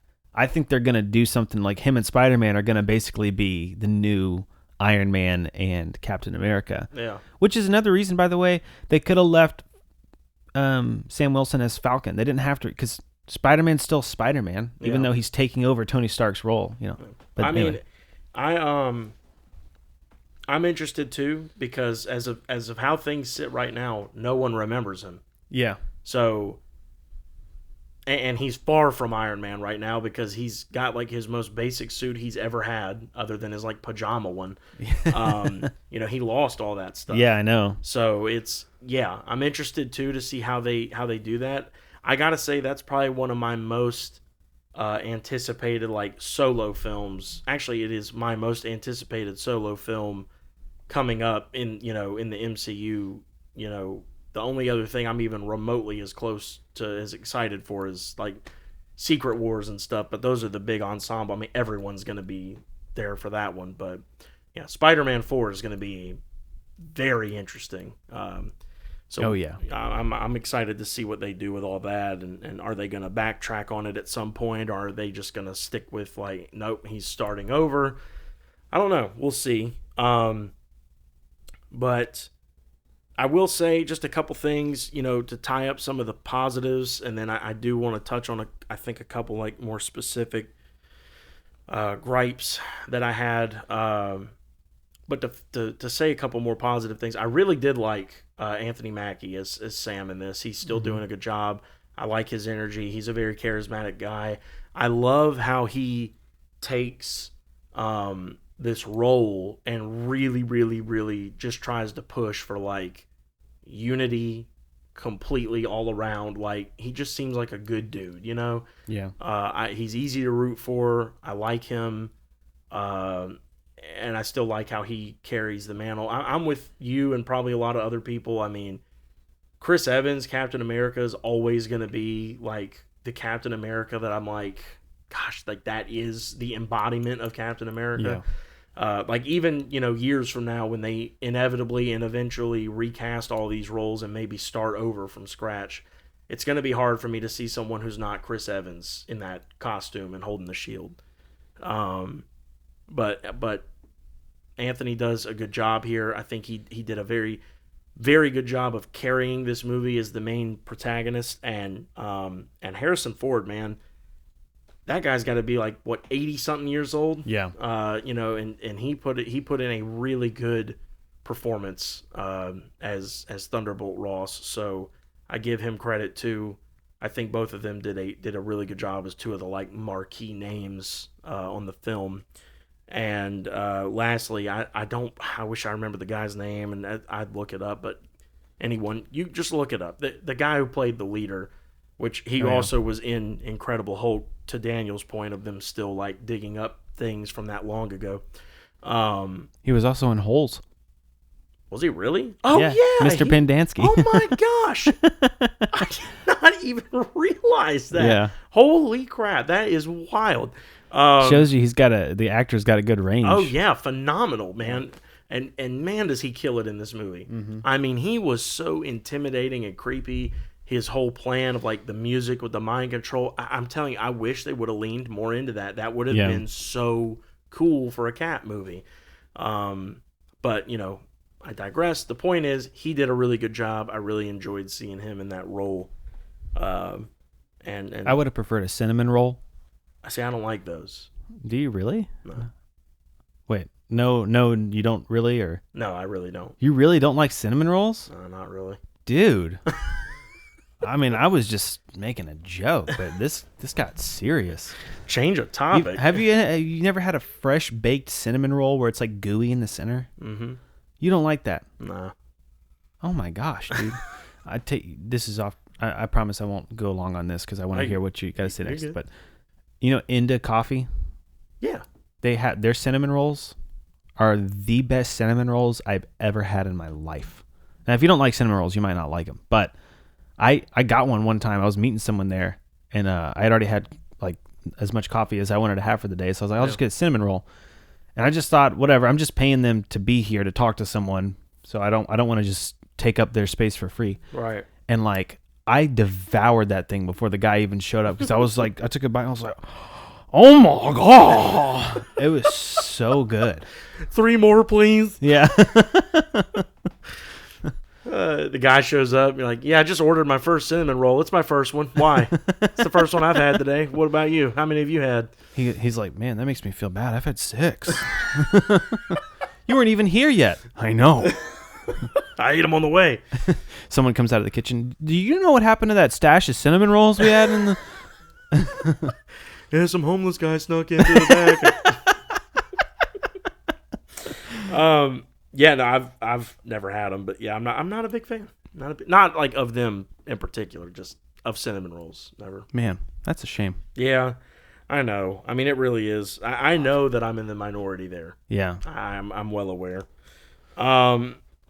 So just to touch on a couple specific things, and we don't have to dwell too long on any of these because I mean we've already kind of talked about some of them, but Falcon was annoying in this movie. Yeah, I'm sorry. I agree. I get they're trying to go with this like whole youthful energy thing or whatever, but you could portray that without calling someone old in every scene you're in. Yeah. I got really tired of him calling everyone old man. Oh, you're old. Look how young. I'm like, dude, you look like you're in your like 30s. Like you're not that young looking. Like, I mean, it's not like you're a teenager. It would almost make more sense if he was like almost like some like 19-ish year old kid who is like on the fringe of like being kicked out of the military because he's just a little too wild. And then he meets up with Sam like in the show and Sam kind of like gets him in line. Mm-hmm. And then they form this partnership or whatever, but instead it's this thing of like he's a fine dude. I mean, he's fine. I mean, he's a good guy, I can tell, or whatever. I don't have an issue with him as a person. It just the kind of humor they gave him in this movie did not hit for me at all. Yeah. The whole tell me I don't make your old gear look better or look brand new or whatever. I'm just like, all right, man. I did not love that. like I said, I think the leader was undermined as the villain. I really hate that. He did such a good job, and I think they really shot themselves in the foot with the marketing of this movie being what it was. But, I mean, it is what it is. Which leads into Red Hulk's surprise was ruined, and I don't think it needed to be. This might be a hot take. I don't know. I think Sam needs the serum. Am I alone? Am I alone? Well, that's one of the complaints that I've heard a lot is people said that the shield should have gone to Bucky because he is a super soldier. Right. And has the vibranium arm. Yeah. And I get it from that perspective. So, my thing is, I think it's admirable that they went through the whole show and he never used it or took it or whatever. But here's the thing. Here's the problem. There's really only two ways to go with this. Either he doesn't take it and kind of the message you're sending is that it's not okay to take it, like it's almost like a drug allegory, in which case you're really crapping all over Captain America's whole thing because he had it and you portray him as like infallible. So he's not infallible if he took it and you're saying it's bad to take it. Or the other option is he just takes it and now it makes more sense that he's fighting the Red Hulk. Yeah. I mean, I'm sorry. Like, again, I don't hold it completely against the movie. I'm not saying it ruined it for me, but I do sit there and I'm like, people had a problem, like to this day, have a problem with one of my favorite scenes in the Infinity Saga, which was in Infinity War when Thanos comes to Wakanda to finally get the last stone, and he's like smacking through everyone to get to Vision, and he goes up to Steve and like tries to like smash down on him with his fist, and Steve catches it with his arms and he's like looking at him, and Thanos kind of like is like shocked for a second, and then he just punches him anyway. I mean, that scene clearly shows that Thanos is much stronger than him, but it was also meant to show that like Cap is just made of such sheer willpower that he could take that first blow and like fight back a little because that's who he is. And people had a problem with that. They had a problem with the fact that he could catch a blow by Thanos. And I'm like, really? Why? I mean, Thanos held back that whole movie. He showed it time and time again. He could have demolished everyone, and he didn't. What makes you think he went 100% on that hit? I mean, he probably didn't think he needed to. He was probably just shocked that Cap could take him even holding back, like, because he's just a human. Even with the super soldier serum, like, he's just a human. And, you know, my thing is, you had a problem with that, but we don't have a problem with Sam fighting aliens and the Red Hulk. A lot of people I saw did have a problem with that. They were like, so some non-serum regular dude is just going to fight the Red Hulk? Well, and not to mention the way he throws the shield. Yeah. I'm like, I could buy it with Cap because, yeah, he's throwing it with the strength of like 10 men. Like, I mean, he's not a normal person. The way Sam throws it is the exact same. And I'm like, it makes sense that he could hold it. Like, I don't view it as too heavy for him to hold, but to throw it the way he does, I'm like, dude, y'all might as well just give the man the serum. Like, it just makes sense. Like, he's not Batman. He didn't like spend his whole life training his body to the peak of physical human condition. And even then with Batman, people sometimes have a problem with how far they stretch what he can do. Yeah. Like, I mean, just give him the serum. Like, what's the problem? Yeah. You had a whole show of people taking it that he was in. Yeah. So anyway, like I said, that might be a hot take. It sounds to me like you've seen a lot of people agree with that. Yeah. I haven't really. I've actually seen a lot of people who are like really on the side of him not taking it and like really love that he didn't. That's me. Only because if you're going to give him the serum, then why didn't Cap just give the shield to Bucky? I mean, that presents that issue. Here's my thing to that. Because I was a little bummed when he gave it to Sam in Endgame as well. But what I've come to realize is that he did that for Bucky, not for Sam. Bucky did not. First of all, Bucky could not have been Captain America. Yeah, I agree. Because he was literally a Russian murderer assassin for decades. Right. And all that got spilled out to the public in Civil War. Everyone knew it. That's literally what made Iron Man freak out on him. And I realize I'm like looking at you saying this, and you're like agreeing with me. So I'm not like trying to like lay it on thicker, but I'm also explaining it to everyone else. Because a lot of people have that sentiment. They're like, why didn't he give it to... There are a lot of reasons. Yeah. First of all, he couldn't. I mean, he literally, it would have made, and you people would have been the first ones pointing it out. Well, that doesn't make any sense. Yeah. So he couldn't. Reason number 2, Bucky didn't want it. Yeah. Bucky would not have. He's tired. He's fought his whole life. He literally says that in Civil War. Like he just wants to be left alone. Mm-hmm. He just wants to live a life. He never got to. The poor guy. I mean, he never got to. He went into the military as a young kid, like a young man. Fought, almost died, lost an arm, got kidnapped, brainwashed, sent on assassination missions for years and years and years. When he finally got out of that and went on the run from the American government at that point, they found him and he had to fight all over it. He didn't want it. So not only could he not, he didn't want it. Sam was the only legitimate option that Cap would have trusted with his life and the lives of everyone in this country to uphold that mantle. And so, story-wise, I have no problem with him getting it. Yeah, at all. Me too. It makes sense. Now, that being said, I still think he needs the serum, but that's a whole other thing.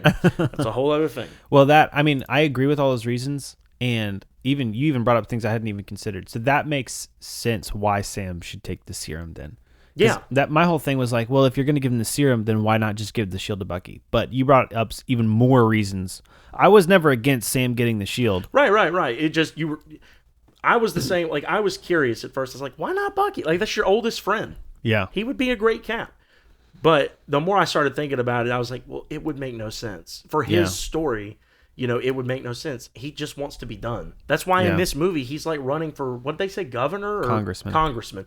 He wants to play a part and try and help people, but he doesn't want to fight. He's done with that. Like, he's so done with it, which is why I'm very interested to see how they get him back in the field in Thunderbolts. I'm interested to see, because I do not like that woman that like put them together. Oh, yeah. And I think she blackmails him because he's like trying to go into government. I think she blackmails him with something from his past that hasn't quite come out yet or something to get him to work with these people out in the field. Either that or it's just such a dire situation that he feels like he has to because there's no Avengers yet or something. Interesting. I'm very interested to like that Thunderbolts trailer we saw at the beginning of this movie made me be like, oh snap, that actually looks pretty good. Like the first trailer they put out for it was interesting, but it didn't blow my mind. But that one made it look like really fun. Like it made it look like a really fun movie. Yeah, I agree. But anyway, so that that's my little take on him. I think he needs the serum. I already said this, but I don't think Sidewinder needed to be in this movie. I mean, that's just me. I feel like that was, and from what I've heard, he got added in reshoots. Oh, yeah. So something in the original version of this movie didn't work, and they felt like they needed to kind of shoehorn this storyline in there to make something else smooth out. Didn't ruin the movie for me. I just don't think he needed to be there. And I also already said, don't love how the final fight ended. I think Betty could have been more integral. Those kind of tie in together. And so some things I definitely wanted to address. One of them we've already talked about, which is I think the audience knowing about Red Hulk really threw this whole thing off from the get-go. So we're not going to harp on that anymore. But you had pointed out, and I'm just at this point just going to talk about this for the sake of like people in general. I think when you start to talk about the couple things I'm about to address is when you're at the point of what we said earlier, where it's like you're just determined that this movie was going to be bad. Yeah. You had sent me a video where a guy was talking about like the Chinese government would never dare like attack something or whatever, like with the U.S. military involved. No, Japan. I'm sorry. Yeah. Would never, attack something with the U.S. military involved and stuff like that. And that also, he brought up about the girl, the widow, taking down dudes like twice her size. And here's my thing. In real world logic, do I expect, I don't know, she looked like what, about 5 foot even? Like, yeah. Do I expect really, really thin too. Like a real tiny framed girl to go into a room of even untrained, but I mean, especially trained like men and just take them all down every single time unscathed? No. But again, we're watching a comic book movie, and she's supposed to be a Black Widow. I mean, did you ever watch that movie? No. They are like ridiculously trained. Like it would make sense. I mean, Black Widow did it. The one we know, you know what I Yeah. mean. She did it. Yelena does it. The other ones in the movie that I don't remember their name did it. Like, it makes some sense. I guess I get it if that's just something that you walked away from and you were like, man, that just took me out of the movie. Whatever. I mean, I don't think she did it that much in the movie. She was kind of like a side character, Yeah. and we maybe saw her, like you said, I was literally going to say, maybe saw her fight twice. Now, yeah, I would have had a problem if she like jumped up and tried to like scissor kick Red Hulk and like knock him on the ground. Okay, yeah, but I had a problem with Sam doing that. So I mean, it's the same thing. Like, yeah, there's limits, but at the same time, I mean, to me, there were more egregious examples of their superhumanness in the Black Widow movie than in this one. Like in the Black Widow movie, you had them jumping off like high up rooftops, landing on the concrete, and like getting up, walking away from it. I'm like, no, you're dead. Like, lay back down. The movie's over. You're dead. In this, it was more just like, the odds are against her, but whatever. It was a cool little action scene. And then the thing with the military, I'm like, I don't disagree necessarily. I don't know. Maybe this is just me. I don't go watch Marvel movies for real world military politics. Exactly. That's my thing too. Like, what? Like, I don't know, man. Well, top of that, there's also very Top Gun Maverick 2. I mean, Top Gun 2, Top Gun Maverick, the second Top Gun, is actually a good example of this. I'm sorry. That was so rude, Chris. You're going to start choking while I'm talking? How dare you? Are you okay? You fumble. You're like, Top Gun 2, Maverick, the second Top Gun. I was hoping. I guess you were realizing that. I was fumbling through that, thinking, man, he's not responding, so I'm getting away with it. But no. Yeah, that made me choke a little. Got a little verklempt. Anyway, Top Gun Maverick, fantastic film. Oh, have you seen it? I haven't seen either one. Well, the first one is totally overrated. It's a dumb movie, to be honest with you. That's a hot take. Yeah, Claire and I watched it together one time. We were like, what? This is supposed to be a classic. It was kind of like a Godfather thing. It was a super cheesy. For one, the effects with the flying was just so bad because of it was hard to follow. But for two, it was just the storyline. It just ended up being this cheesy romance, and there's like this random scene where there's no scene to show that she changes her mind about him at all, and she just shows up at his house. She like follows him there, and it's like, I'm in love with you. And you're like, what? You hated him 2 seconds ago. It made no sense. So yeah, I do not like the first one, but the second one looked cool in the trailers. Yeah, it really did. I heard good things about it online from people I trust, so I was like, we'll give it a shot.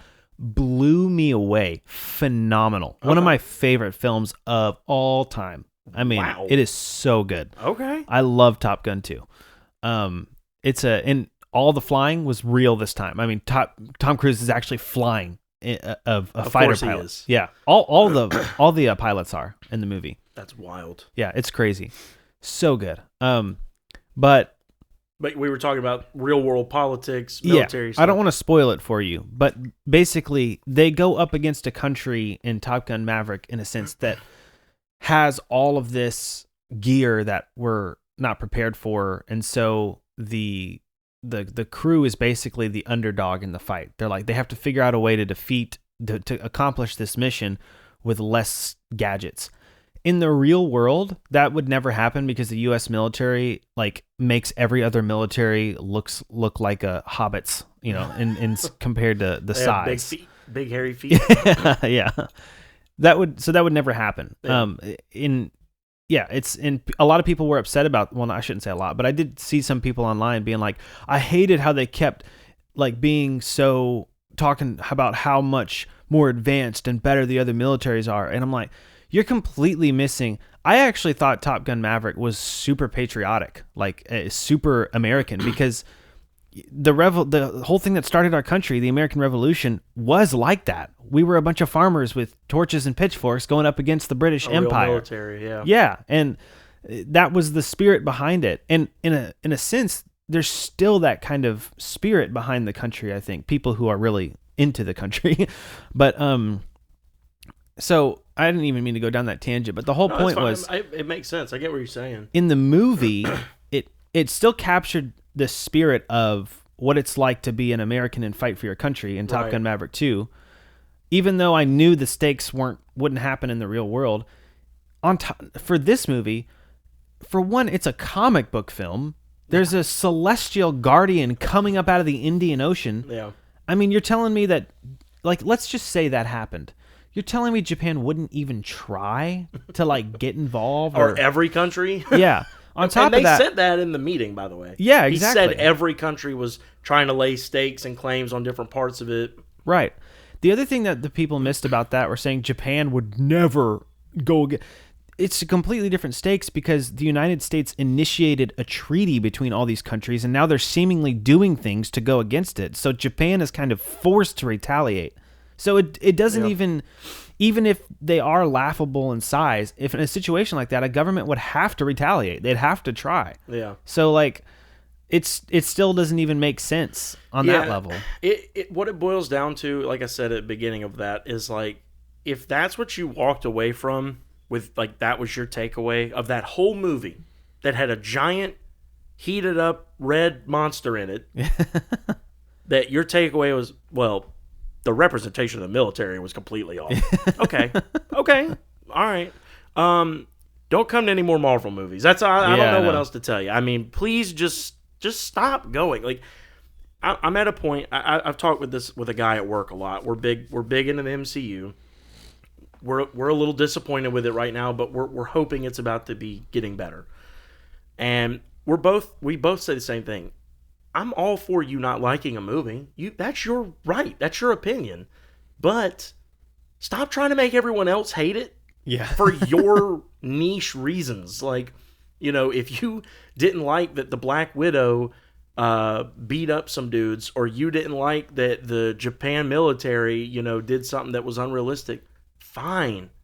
There might be a whole community of people out there who agree with you. Yeah. Go find them. Don't try and turn people who were, like, maybe on the fence about this movie or just really nonchalant about it, like, it was okay, it was whatever. Don't try and, like, turn them into people who hate it. A pretty decent movie, because the thing is, Marvel, people think this probably isn't true, but I'm telling you, I know this is true. Marvel, someone there listens to the noise. Yeah. And they're going to get the wrong idea about the reaction to this film if they're hearing the loud minority talk about, like, a few little things that most people were like me and you. Like, I didn't love it, but, like, it didn't ruin it. Yeah. And I think there are multiple ways to go about, talking about a film. And I don't think you should ever exaggerate on one end or the other. I don't think you should, like, just because this wasn't the worst Marvel movie, I don't think you should walk out of it going, man, this was amazing, because it wasn't. But just because it wasn't perfect doesn't mean you should walk out of it and be like, that was garbage. No. They did a lot of things right in this one that we've been begging them to do. Yeah. I mean, they are finally trying to fix some mistakes and get things back cohesive, tie some storylines together, and make this back into a connected universe. The villain was cool. Both villains were cool. It's just we knew about one of them. Yeah. Had no one known about Red Hulk, that would have blown people's minds. Yeah. You mark my words. The next time Marvel does something where, because I think they'll learn from this, I do, and I think they might do it with Fantastic Four. For all I know, Doom might be in Fantastic Four. So far, we don't know. Yeah. If he is, I hope and pray they don't put him in a trailer. Just don't. My favorite thing about the trailer so far is they've given you very little information. Very little. Even with Galactus, we've only seen his shadow. Yeah. I don't need any more. Yeah. I know who he is. I don't need any more. Don't show me. I don't want to hear his voice. Wait for the movie. Because at the very least, people will have to wait till they see it to form their opinion, even if it's a bad one. I mean, when you give people too much, to go off of before it even releases, you're going to get plenty of people who are just, this is going to suck no matter what. Yeah. Oh, okay. Well, and like the guy who said the thing about the boss babe kind of thing, like, I agree to an extent. I've never liked that about the MCU or comic book movies. Like, I just don't. I don't like that. Like, I prefer the Black Widow thing. Just any kind of female super actiony star. I'm not saying ladies can never fight, but having female superheroes, like She-Hulk as a character in general, I know that's a comic book character, but I just don't like that. Like, it feels like it's more of a, I mean, at least She-Hulk, it makes sense because she has a serum, or she got, or gamma rays. His blood, yeah. Yeah. So it makes sense with her because she's this massive Amazonian type, green woman. But like characters like Black Widow, I don't like Black Widow. I don't like having boss babe characters, but I know that that's comic book movies. That's how comic books are. And I understand that going into, I'm not expecting that they're going to completely change the way they've always done those things. Right. Because of that. If you don't like those, if you don't like those types of characters to the point where it ruins the film for you, you just shouldn't watch those movies. I mean, why are you into the MCU at all? Yeah. Don't get me wrong. I would love if a new comic book line came out, or it didn't even have to be comic books. If a new comic company made their own films and there were no boss babe type characters, I'd be all on board with that. But I'm not expecting that from the MCU. Yeah. It's like, I understand what they're going to do with it. And it's like, yeah, they're going to throw some characters like that in there. It's like, all right. Well, I mean, I don't know. For me, it kind of, I guess, I'm a little more middling on it because, like, there are some really iconic female superhero characters and villains. Mystique in the X-Men, and then you got, like, Storm and Jean Grey. But those are, okay, well, you've changed my mind a little bit. Those are female characters. They're not boss babes. I wouldn't call them that. They are just, even in the way that they fight and use their stuff, they're still effeminate in the way that they do it. Like, I don't feel like they're trying to be like this, beat up this 100-pound dude, or 100-pound. I'm a 100-pound lady beating up this like 300-pound guy by just like, yeah, pow. That's the kind of stuff that I hate. Like Jean, she's got like psychic powers, and she uses them in ways that like they don't feel masculine. It doesn't feel like she's trying to be like this masculine character or whatever. Well, I don't know. Same with Storm and Mystique too. She's like, even though she does kind of beat up some people sometimes, she's very fluid and like, I don't know. It's the way that it's done. I mean, yeah. I feel like that's how Black Widow fights. No, I don't think so. Black Widow is like she's straight up like kung fu, knocking people out. Like, Mystique is probably towing the line for me, I would even say. Like, I prefer, it makes sense with someone like Storm because she's just creating storms. Yeah, I don't know. I mean, I see what you mean. I don't know. That doesn't bother me. Yeah. Well, to each his own. And most comic book lovers, probably, it doesn't bother them. Yeah. That's why I go into those movies being like, that's fine. Yeah. This is what I expect from this, Yeah, that's fair. But yeah, I mean, all in all, when it's said and done, I don't think this is like going down as like a top 10 Marvel film in the MCU or anything, but I do think they corrected a lot. I do think they're heading in the right direction. And, if I had to rate it, I give it like a 3.5 stars out of 5. I mean, it's a little better than just completely in the middle. If they would have handled the end conflict a little better or handled the promotion a little better, like they could have done just one extra thing and probably gotten that half a star from me, and it probably would have been a 4-star enjoyable film. Yeah. Like one I would watch again easily. As it sits, I would check it out again, but definitely not in a theater. It's definitely not a go back to the theater and rewatch it. It's probably one I'd say I don't even know that I don't regret going, but I don't know that I needed to see it in a theater. There's some of those that you're just like, that wasn't the best movie ever, but I'm glad I saw it for the first time in a theater. I don't even know if it was one of those for me. Yeah. But I give it like a 3.5, somewhere in there. I think I would say that too. It wasn't a total disaster. It wasn't the best movie ever. It was entertaining. Right. I might watch it again. Right. But the best thing, you probably, I think, would agree with this, but the best thing about that movie is the strong hints they dropped for what's coming. Oh, yeah. Yeah, no, if there's one thing it did right, especially with the post-credit scene and then all the Avengers talk in the movie, was it at least got my hopes up for like, okay, in the next 2-3 years, now that everything's rolling again with the movie industry, we should be getting some really cool stuff. So I'm very excited for that. Me too. Like I said, I'd love to do one where we talk about Secret Wars one day. Yeah. Just see what you do. We should do it as Secret Wars approaches, like when it's starting to get talked about and stuff. Like a hype up. Yeah. Yeah. That'd be cool. That way it's fresh on everyone's minds, and you can just geek out in front of me and be like, this is what happens, and I'm like, huh. Like a fire hose. Do you know what episode I would really, really love to do, though? I don't know, because I don't know if you know as many as I do. Maybe you know more. I don't know. But I would like to do the best movies you've probably never heard of, because I'm all like, and this might just be a me thing. Maybe I just have to talk to you about it, but like Hottie Boombalati is a good example. Yeah. I watched a movie with my wife called Dean. It's got Dimitri Martin in it. Oh, wow. Yeah. He wrote it and everything. It was great. I don't know why he doesn't do more films. It was so good. He doesn't do a lot of anything, it seems like. I know, anymore. Yeah. How He's old is that? Do you know? Probably 10 to 15 years old. Okay. It was on Amazon. It's a dramedy. I'm a sucker for dramedies. Good mix of, and it's got some really funny parts that I'm like fairly certain you would laugh at. Not like a Sing Street. So yeah. I liked his little special called If I. And is that the one where he has like the easel and he's like showing you his graphs and drawings?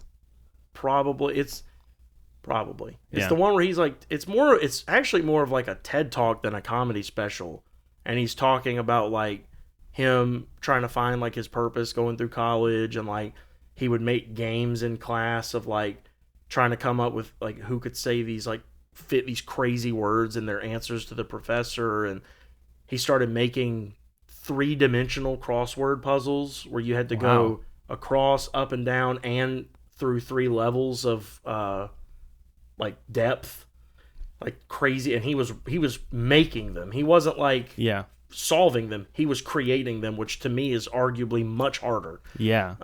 Dude, I gotta watch this special.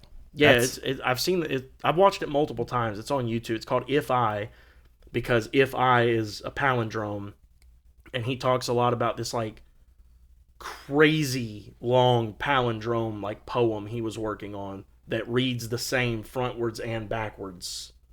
It's really insane. That's really cool. He's an insane mind. Like, his level of intelligence is baffling. Yeah. So it might be, I guess, based on your reaction, I'm assuming it's a different one than what you've seen. He must be into Scientology. Probably. He's actually Greek. Yeah, he looks Greek, actually. Which, I was like, yeah. Represent. Anyway, I don't know what our next episode's going to be, but that would be a fun one.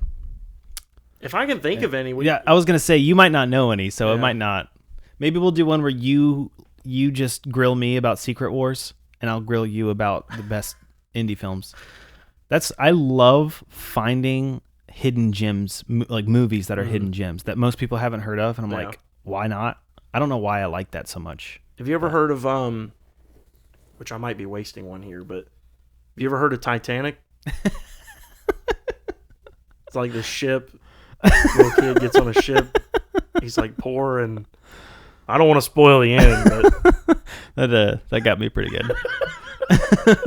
You really set that up well, because you're like, oh man, I might be giving one away here. I was like, dang, he's got a good one. I'm gonna be watching something tonight for 3.5 hours. Yeah. I haven't heard of it. No, I'm just okay. I guess so. I like it until like The Crash. Oh, really? Why? Because I love the time frame.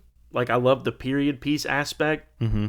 And I think Leonardo is a really good actor. Definitely. I just love watching him act. And he's just like so like free spirit, like innocent, like just look, I'm not even supposed to be here in that movie. And it's really cool. And then the Crash part, it's interesting. But like, I like seeing the whole them falling in love and all that stuff, and it's like a forbidden love, and all that to me is cool. The Crash thing, first of all, it's gonna happen, and then second of all, they drag it out so long. Yeah. And I mean, it's realistic. I mean, a ship that big wouldn't just go and Yeah. just, I mean, but but That was amazing sound effects. it it wouldn't just drop to the bottom of the ocean, but it just lasts so long. I'm just like, oh my gosh. And also, he could have fit on the door. Yeah, I'm one of those. I will die on that hill. Yeah. He didn't have to die. Yeah, he did not have to die. They could have maybe gotten a more convincing prop for her to float on if they wanted to convince. And I mean, good grief. I mean, at that point, they had already hooked up in the movie. He couldn't have just laid on top of her and they share the piece of wood, even if he wouldn't fit. Like, and their body heat would have helped, yeah, that's true, too. I didn't even think of that. Yep. And then if they got really cold, they could start burning the wood. Yeah. They had matches. Did they have matches? Probably. I don't know. No, but yeah, the ending is just, it's so forced. Yeah. But I love the beginning of that movie. The whole first half, I could watch it over and over. Well, I'm sorry to hear that. No, I'm just kidding. Yeah, I don't mind it. I don't really have any strong opinions about it, other than he could have fit on the door. Yeah. It's like, yeah, it's a good movie. Fair enough. So we're both at like 3.5-ish for Brave New World? I think so. It's fair. It's not as bad as everyone's making it out to be, but it's not great either. Yeah, I agree. I agree. By MCU standards, it could be a lot better. But by the internet standards, you should probably go watch it because it's not a bad movie. It's a fun 2 hours to go just chill and watch a fun movie. Yeah, that's how I feel. Especially with, it's the beginning of the year. Nothing great is out right now. Yeah. But, so that's our review of that. I hope you guys enjoyed it. Again, we're sorry we're a little late getting to you this time, but we're going to go back to our more regular schedule after this and just stick with what we know. Yeah.